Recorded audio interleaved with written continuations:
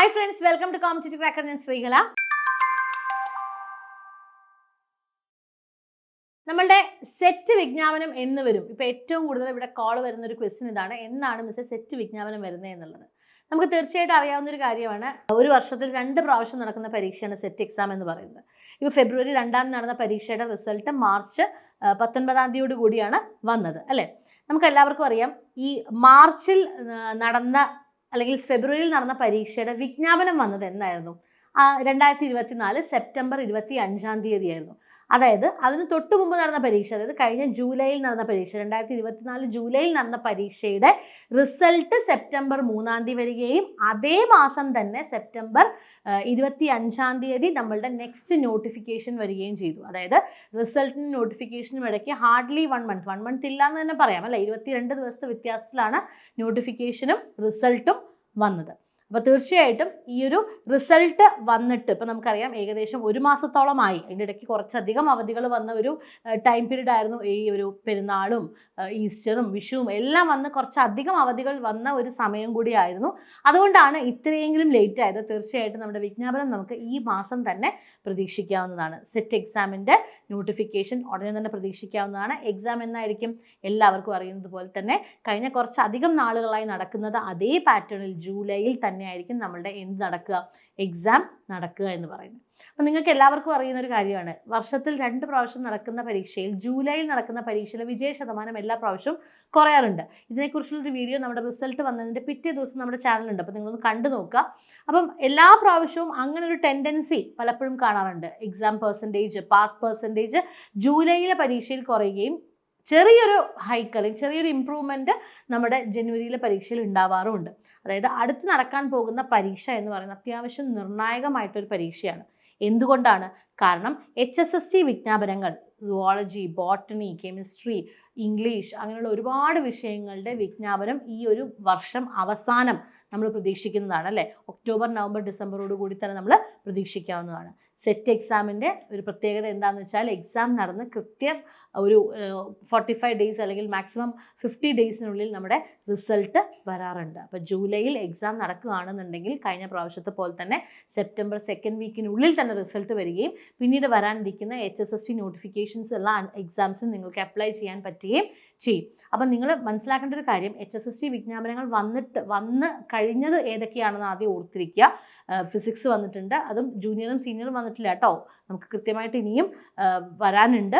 അപ്പം അവിടെ ഫിസിക്സ് വന്നിട്ടുണ്ട്, മലയാളം, അതുപോലെ തന്നെ ഹിസ്റ്ററി, ഇങ്ങനെയുള്ള വിജ്ഞാപനങ്ങൾ, കമ്പ്യൂട്ടർ സയൻസ് ഇതുപോലുള്ള വിജ്ഞാപനങ്ങളാണ് കഴിഞ്ഞ പ്രാവശ്യങ്ങളിൽ വന്നത്, കഴിഞ്ഞ മാസങ്ങളിൽ വന്നത്. കമ്മ്യൂണിക്കേറ്റീവ് ഇംഗ്ലീഷും വന്നിരുന്നു. അപ്പോൾ ഇനി അങ്ങോട്ട് വരാനിരിക്കുന്ന വിജ്ഞാപനങ്ങൾ എന്ന് പറയുന്നത് തീർച്ചയായിട്ടും HSST ഇംഗ്ലീഷ് വരാനുണ്ട്, സുവോളജി, ബോട്ടണി, കെമിസ്ട്രി, അതുപോലെ ഒരുപാട് വിഷയങ്ങൾ HSST വിജ്ഞാപനങ്ങൾ ഈ വർഷം വരാനിരിക്കുന്നുണ്ട്. നമുക്ക് എല്ലാവർക്കും അറിയാവുന്ന ഒരു കാര്യമാണ്, LP UP വന്നാൽ അടുത്ത വർഷം HSC, അതിൻ്റെ അടുത്ത വർഷം HSST, ആ ഒരു രീതിയിലാണ് റാങ്ക് പാറ്റേൺ അല്ലെങ്കിൽ റാങ്ക് ലിസ്റ്റ് എക്സ്പയർ ആവുന്നത്. ഇത്രയും നോട്ടിഫിക്കേഷൻ നമ്മൾ ഈ ഒരു വർഷം അവസാനം പ്രതീക്ഷിക്കുന്നുണ്ട്. അപ്പോൾ അതിന് മുൻപായിട്ട് നിങ്ങൾക്ക് കിട്ടുന്ന ലാസ്റ്റ് സെറ്റ് എക്സാം ആണ് ജൂലൈയിലെ സെറ്റ് എക്സാം. അപ്പോൾ അതിൻ്റെ നോട്ടിഫിക്കേഷൻ ഈ മാസം തന്നെ നമുക്ക് പ്രതീക്ഷിക്കാവുന്നതാണ്. ഇവിടെ നമ്മൾ മനസ്സിലാക്കേണ്ട ഒരു കാര്യം എന്ന് പറയുന്നത്, സെറ്റ് എക്സാം എന്ന് പറയുന്നത് ഒരു കേറ്റഡ് എക്സാം പോലെ ഈസി ആയിട്ട് നമുക്ക് ക്രാക്ക് ചെയ്യാൻ പറ്റുന്ന ഒരു എക്സാം അല്ല. കാരണം അതിൻ്റെ സിലബസ് അത്യാവശ്യം വാസ്റ്റാണ്. 2 പരീക്ഷയുണ്ട്, ജനറൽ പേപ്പർ ഉണ്ട്, അതുപോലെ തന്നെ നമ്മളുടെ സബ്ജക്ട് പേപ്പർ ഉണ്ട്. ജനറൽ പേപ്പറിൽ കൃത്യമായിട്ടൊരു മാർക്ക് വേണം നമുക്ക്, അതുപോലെ തന്നെ സബ്ജക്ട് പേപ്പറിലും അഗ്രഗേറ്റും വേണം. ഇത്രയും കാര്യങ്ങളാണ് നമ്മളോട് ശ്രദ്ധിക്കേണ്ടത്. അപ്പോൾ നോട്ടിഫിക്കേഷൻ വന്നതിന് ശേഷം അല്ലെങ്കിൽ എക്സാം ഡേറ്റ് വന്നതിന് ശേഷം നമ്മൾ പഠിക്കാനിരുന്നാൽ ഒരിക്കലും നമുക്കിത് ക്ലിയർ ചെയ്യാൻ പറ്റണം എന്നില്ല. കാരണം ഇതൊരു ക്വാളിഫയിങ് എക്സാമാണ്. കഴിഞ്ഞ പ്രാവശ്യങ്ങളിലെ കണക്കെടുത്ത് നോക്കുകയാണെന്നുണ്ട് എങ്കിൽ വളരെ ചെറിയ മാർജിനിൽ ഫെയിലായിട്ടുള്ള കുട്ടികളുടെ എണ്ണം വളരെ കൂടുതലാണ്. എന്തുകൊണ്ടാണ് ആ ചെറിയ മാർജിനിൽ ഫെയിലായി പോകുന്നത്? ബിക്കോസ് എക്സാമിൻ്റെ പാറ്റേൺ കഴിഞ്ഞ ജനുവരിക്ക് ശേഷം മാറിയിട്ടുണ്ട്. അതോ ആ വിജയ ശതമാനത്തിൽ നല്ല രീതിയിൽ റിഫ്ലക്റ്റ് ചെയ്തിട്ടുള്ളൊരു കാര്യമാണ്. നമ്മുടെ റിസൾട്ട് വന്നതിൻ്റെ പിറ്റേ ദിവസം നമ്മളുടെ ഒരു വീഡിയോ ചാനൽ വന്നിട്ടുണ്ട്, അത് കാണുമ്പോൾ നിങ്ങൾക്കത് മനസ്സിലാക്കാവുന്നതാണ്. വിത്ത് ഫിഗേഴ്സ് നമ്മളത് എക്സ്പ്ലെയിൻ ചെയ്തിട്ടുണ്ട്.